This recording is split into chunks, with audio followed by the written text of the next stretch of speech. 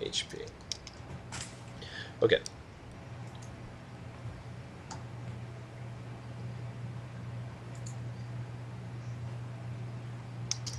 The mage slower than the cavalier.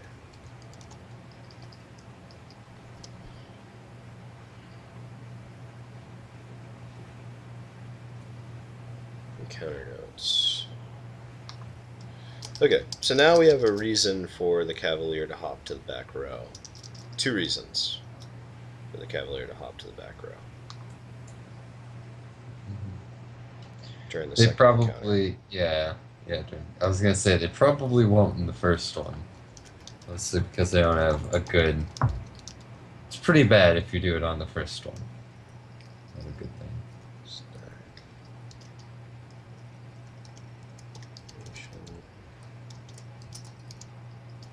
Speed stat. If you guys watch and have any questions or anything you want to add, feel free. It's active abilities and stack manipulation.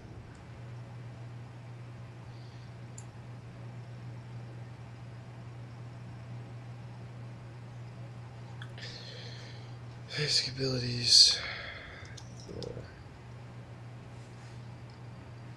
The stack. Rudimentary combat strategy, moving between rows and enemy synergies.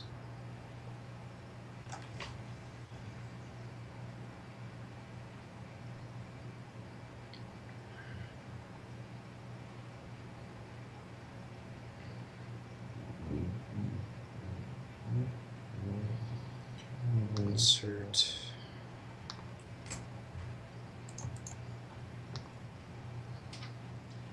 page number.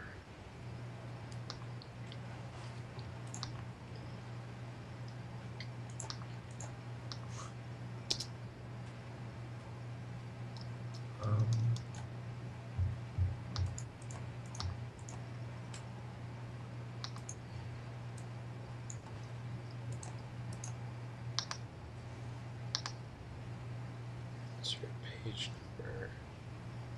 Bottom right.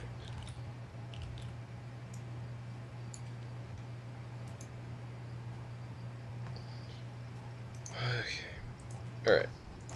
Objectives. To introduce active abilities and stack manipulation.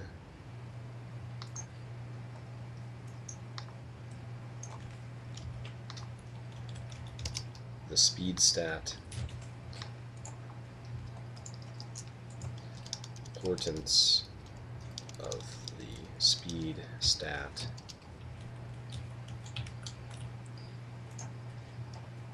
And to highlight enemy prioritization.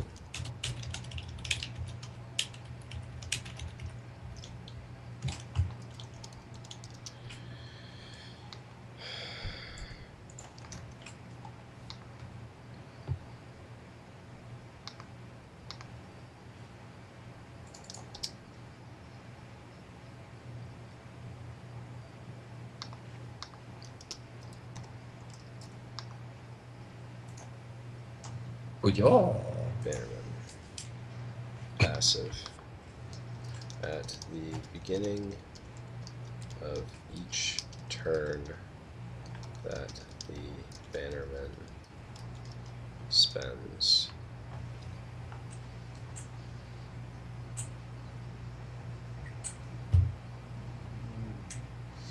at the beginning of each turn that the bannerman is alone on his row, comma, he spawns a soldier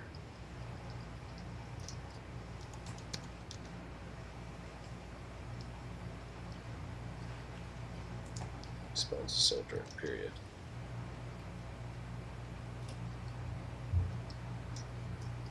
Soldiers enter the turn order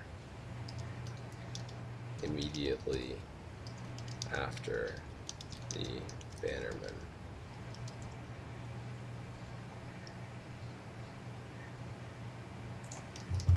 Sharing his speed stat.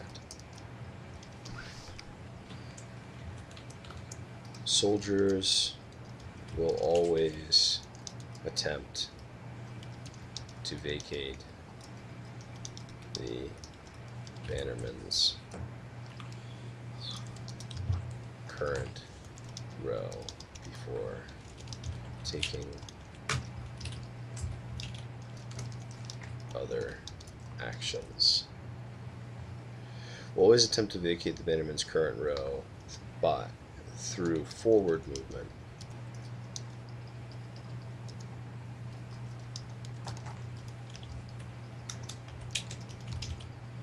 Before taking other actions, period.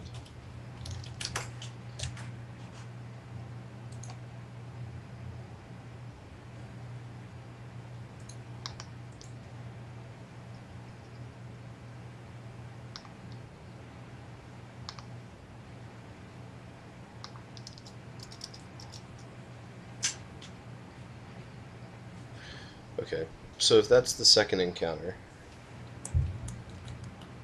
encounter notes.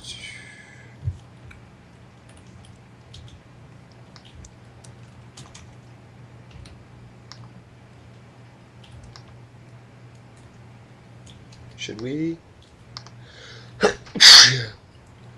during the second encounter, put anything like, we're gonna need a soldier who won't die.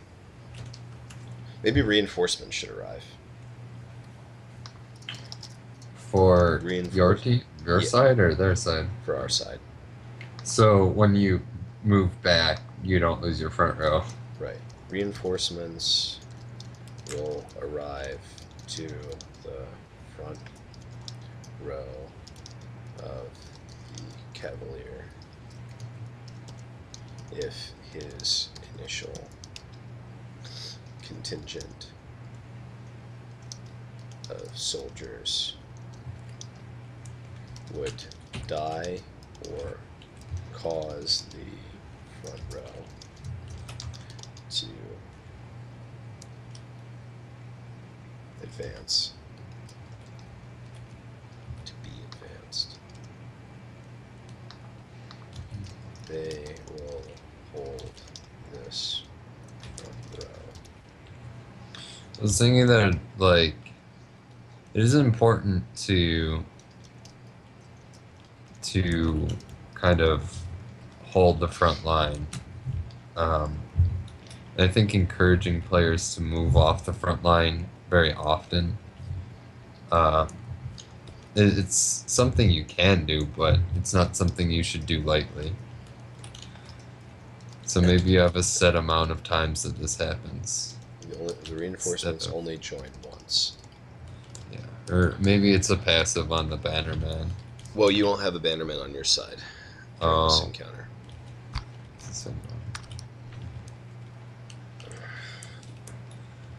Because you have Severender now. Yeah. Like, in the Humans campaign, you don't really have a tank, do you? Not until you get Bolfus. Then you're the tank. Yeah. Well, by that time, you'll have a lot of other people to fulfill other roles, but for this demo, you're kind of trying to play a little bit of everything, which is what the Cavalier's supposed to do. Right. Maybe... Well, the thing I want to know is, like, what the third encounter looks like when you get your mounts. So I imagine we're only going to have about 3 encounters. The last one doesn't necessarily have to be... doesn't have to be something that's about teaching. It can be a challenge. Well, yeah, but I think it's important to, like, if it's important to know what we've taught players thus far. Like, to play with their expectations of what they're going to be tasked with during this third encounter. Yeah. To make it challenging. But the problem is that, like, well, the interesting thing is that you will have mounts, but you won't be able to switch mounts until one dies at this point. Because you don't get the ability to switch mounts until rank 4. So the the first encounter is a level 1 encounter, and it is designed in such a way where you feel like you're doing a lot with your ability. And the second one, when you get Severender, builds on the idea of moving back, because now you can move back and not have to really waste your turn moving forward. Right. It's a positive thing instead of like the lesser of two evils. Right. And then those two ideas kind of work off each other. I think it's really kind of cool that the two encounters are designed that way. And um, I don't know, I don't even think it's possible to know if, any one of the three mounts that the players get work with that kind of building encounters idea where you take the ideas from the last encounter and expand upon them through the ability kit. I think we need to at least try and figure out if it's possible to do that. Because if we go to like, because I think what we do is we just study the abilities that we get and think of the encounter as being like a Deus Ex Human Revolution style like battle puzzle. Like you could go the stealth route, or even if you want to look at it in the same way, I guess stealth games are the best way of providing binary approaches to a situation. You can either sneak through or you can go in guns blazing. Mm. So like now we just need to think of it in triadic form instead of thinking of it in terms of a binary encounter. You've either got the DPS route, you could really try and just burst down the front row with Ralikara. You've got the tank route where you can try and hold the front line and wait for. Ooh, okay. Alright, so I think I know how to do this. What we do with the third encounter is we put a timer on it. Just sort of like in the Lord of the Rings card game, where some encounters have like a turn limit before something happens. Nice. Alright. I think I have. I'm gonna type this up and then I'll run it by you.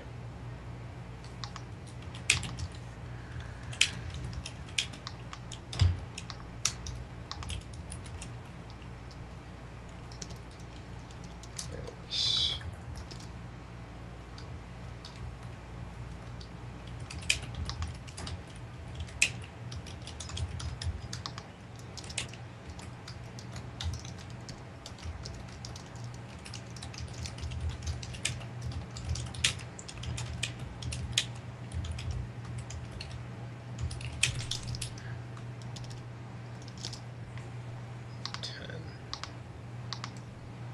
Counter notes. Okay.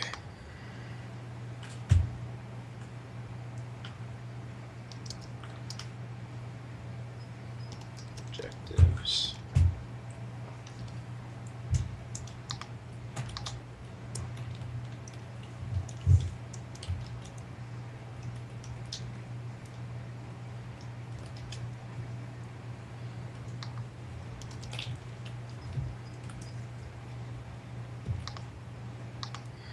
Miscellaneous.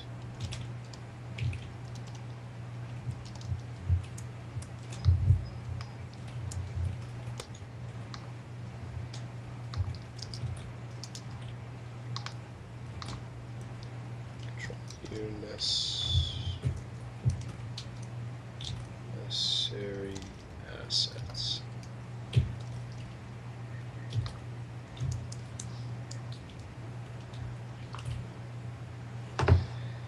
Okay. Counter objectives.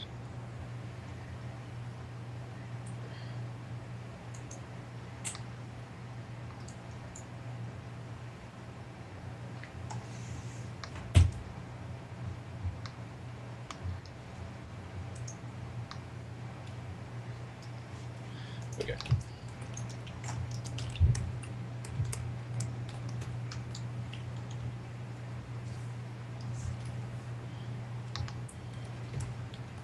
After X turns, comma. Now, weren't we gonna do a thing like a Gary Oak type thing, where depending on which mount you picked, they had like a The, challenging opposite? the problem with that is that we don't have, like, you know how with our art style it's isometric and you have animations from the back and from the front, but those animations can't be reversed. Like Yeah. you have to draw from the front, you have to draw from the back. Well, It doesn't have to be like the Cavaliers mounts. It can just be, well, let's say it's just like a horse no matter what, and it's like wearing a different hat depending on which mount you pick. And then he has different abilities that kind of make the encounter tailored to whatever playstyle you've chosen throughout your mounts. we could do it that way.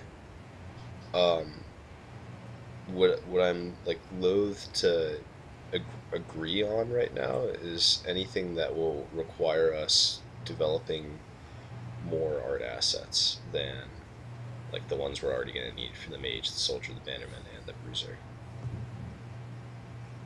Yeah, I think at this early in the game, like your mount choice should be affecting your your play style like a lot. I agree. Because up until this point, your play style was kind of like a skirmishy fighter, but now you can get more